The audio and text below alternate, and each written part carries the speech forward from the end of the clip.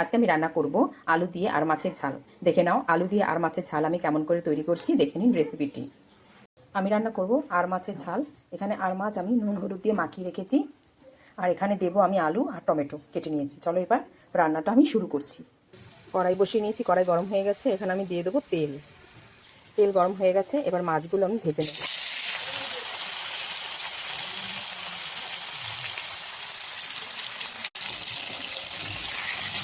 মাছগুলো এক পাশ হয়ে গেছে, আরেক পাশ আমি উল্টে দেবো।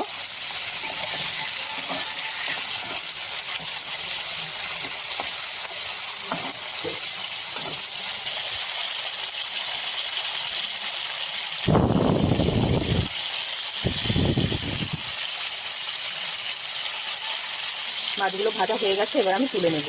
তেলে দিয়ে দেবো আমি তেজপাতা, শুকনো লঙ্কা ফোড়ন, আর দিয়ে দেবো সামান্য জিরে। এই কেটে রেখেছি আলুগুলো এর মধ্যে দিয়ে দেবো। আলুগুলো লাল লাল করে ভাজবো।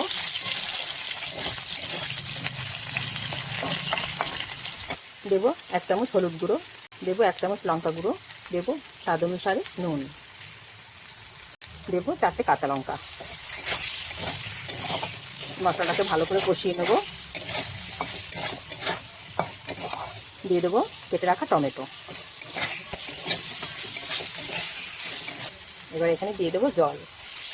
ঝোল ফুটে উঠেছে, এবার আমি এখানে ভেজে রাখা মাছগুলো দিয়ে দেবো।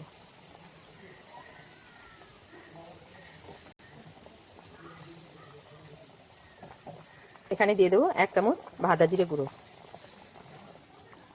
এবার আমি একটু ঢেকে রান্না করব কিছুক্ষণ। তরকারিটা আমার পুরো রেডি হয়ে গেছে, এবার ঝোল কমে আসলে আমি নামিয়ে নেব। আর মাছের ঝাল, আলু দিয়ে আর মাছের ঝাল আমার একদম রেডি। দেখে নেওয়ার ফাইনাল লুক কীরকম হয়েছে। ভালো লাগলে লাইক, কমেন্ট, শেয়ার আর সাবস্ক্রাইব করে আমার পাশে থাকবেন বন্ধুরা। নিত্য নতুন রেসিপি দেখার জন্য আমার চ্যানেলটি অবশ্যই সাবস্ক্রাইব করবেন।